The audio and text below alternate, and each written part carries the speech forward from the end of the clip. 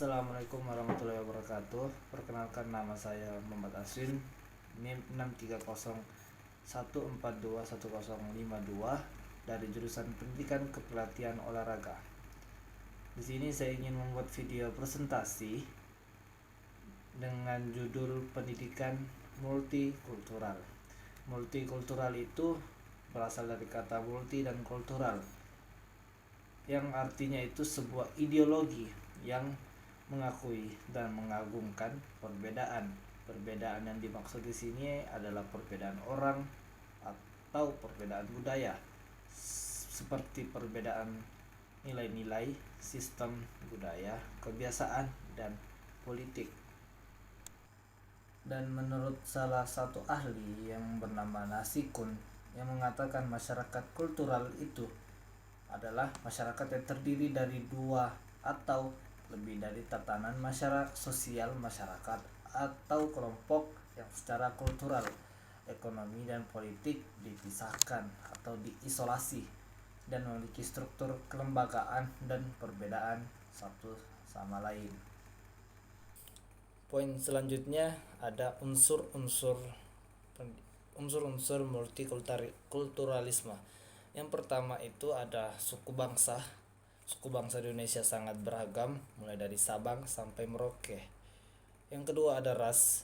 Ras di Indonesia muncul karena adanya pengelompokan besar manusia yang memiliki ciri biologis seperti warna kulit, warna rambut, ukuran tubuh, dan sebagainya.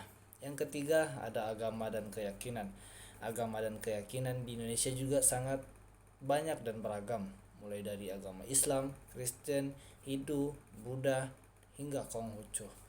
Yang keempat ada ideologi. Ideologi memiliki pengaruh yang kuat terhadap tingkah laku.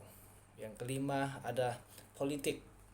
Politik merupakan usaha untuk menegakkan ketertiban sosial. Yang keenam ada tata krama.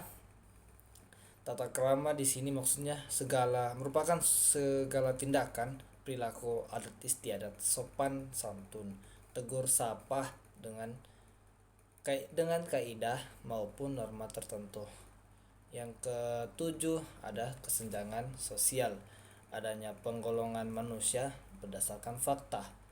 Dan yang terakhir kedelapan ada kesenjangan ekonomi, yang artinya adanya penggolongan yang berbeda adanya penghasilan yang berbeda antar manusia. Poin selanjutnya ada bentuk-bentuk multikultural atau multikulturalisme. Yang pertama ada primordialisme. Primordialisme ini sebuah pandangan atau paham yang memegang teguh terhadap berbagai hal yang sudah ada sejak kecil. Pandangan tersebut dapat berupa kepercayaan, tradisi, adat istiadat, ataupun segala sesuatu yang ada di lingkungan hidup pertama seorang individu. Artinya itu mereka sulit menerima paham lain selain paham yang telah mereka bawa sejak kecil. Jadi primordialisme ini dapat diartikan dengan suatu kepercayaan yang sudah mendarah daging. Yang kedua ada etnosentrisme, yang artinya suatu anggapan kelompok sosial bahwa kelompoknya yang paling unggul daripada kelompok yang lain. Mereka akan sulit menerima paham selain paham yang telah mereka bawa sejak kecil. Yang ada di pembahasan sebelumnya itu arti dari primordialisme. Jadi dapat diartikan etnosentrisme ini adalah suatu paham yang dengan anggapan bahwa kelompok sosialnya paling unggul daripada kelompok yang lain. Yang ketiga ada interseksi, yang merupakan suatu pertemuan atau titik potong yang dikenal sebagai suatu golongan etnik yang majemuk di dalam sosiologi. Itu baik berupa suku, agama, kelas sosial, jenis kelamin, dan lain sebagainya dalam suatu masyarakat majemuk dalam sosiologi. Jadi dapat diartikan interseksi di suatu masyarakat adalah terdiri dari suatu banyak suku, budaya, agama, ras, dan lainnya yang berbaur menjadi suatu kesatuan dalam komunitas tertentu. Yang keempat ada konsolidasi, yang artinya itu suatu proses penguatan pemikiran atas kepercayaan yang telah diyakini menjadi semakin kuat. Konsolidasi juga merupakan suatu proses penguatan yang dilakukan untuk memberikan tambahan keimanan untuk seseorang atas apa yang telah ia yakini atau percayai. Jadi dapat diartikan konsolidasi ini suatu penguatan atas apa yang telah melekat pada dirinya. Yang kelima ada politik aliran. Politik aliran merupakan suatu kelompok yang tergabung ke dalam ormas-ormas yang memiliki suatu pemersatu. Politik aliran juga merupakan suatu organisasi masyarakat yang digunakan untuk memelihara dan mensejahterakan anggota masyarakatnya. Jadi politik aliran ini dapat diartikan sebagai suatu partai politik yang memiliki dukungan dari organisasi masyarakat sebagai pembangun kekuatan dalam pemilihan umum. Poin selanjutnya ada dasar-dasar pendidikan multikultural. Yang pertama, meningkatkan kesadaran pada siswa tentang pentingnya keberagaman, bahwa siswa perlu memahami setiap individu dari berbagai latar belakang ras, etnis, budaya, dan agama memiliki kesempatan yang sama untuk belajar dan berprestasi di sekolah. Yang kedua, pendidikan multikultural sebagai gerakan pembaruan pendidikan untuk memberi peluang dan kesempatan yang sama bagi setiap siswa atau individu dari berbagai latar belakang untuk mencegah praktik diskriminasi yang ada di dunia pendidikan. Yang ketiga, pendidikan multikultural sebagai proses pendidikan yang dilakukan secara terus-menerus dan tidak dapat dicapai langsung secara utuh, melainkan perlu melalui proses usaha yang berkelanjutan. Poin selanjutnya ada tujuan pendidikan multikultural.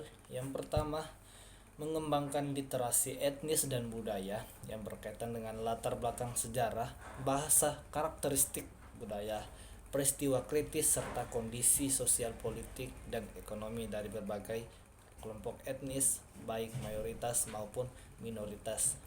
Yang kedua, mengembangkan pribadi siswa agar mempunyai konsep diri yang positif dan bangga pada identitas dirinya atau diri sendiri. Yang ketiga, mengembangkan sikap menghargai dan menerima pluralisme etnis, serta memberikan pemahaman bahwa konflik-konflik yang terjadi di masyarakat tidak berlaku dalam lingkup pluralisme budaya. Yang keempat, mengajarkan keterampilan dalam komunikasi lintas budaya, hubungan antar pribadi, pengambilan perspektif, serta membantu siswa dalam memahami perbedaan budaya. Yang kelima, memfasilitasi pembelajaran keterampilan dasar bagi siswa berbagai etnis dalam penguasaan kemampuan membaca, menulis materi pelajaran, kemampuan memecahkan masalah, dan berpikir kritis.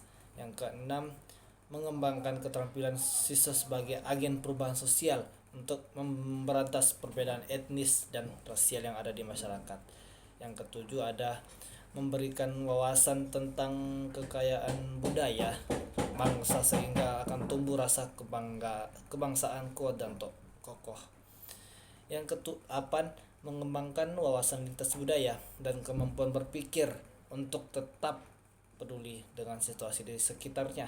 Dan yang terakhir 9, menjunjung tinggi nilai kemanusiaan dan mengembangkan sikap toleran terhadap kelompok lain untuk menciptakan hidup yang damai berdampingan. Poin yang selanjutnya yaitu fungsi pendidikan multikultural. Yang pertama, memberi konsep diri yang jelas. Yang kedua, membantu memahami pengalaman kelompok berbagai etnis dan budaya dilihat dari sejarahnya.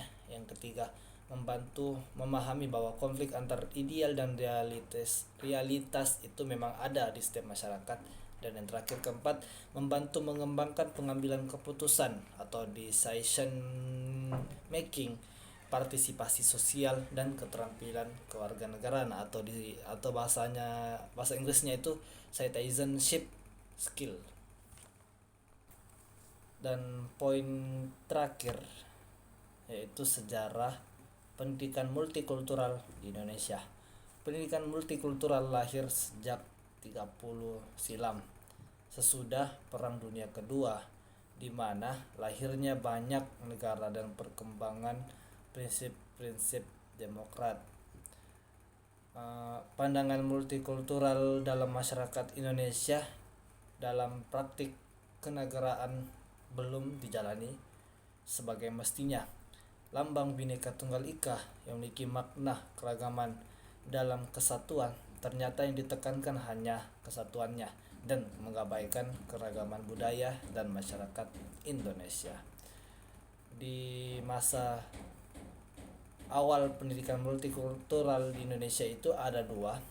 Yang pertama di masa Orde Baru dan yang kedua di masa era reformasi.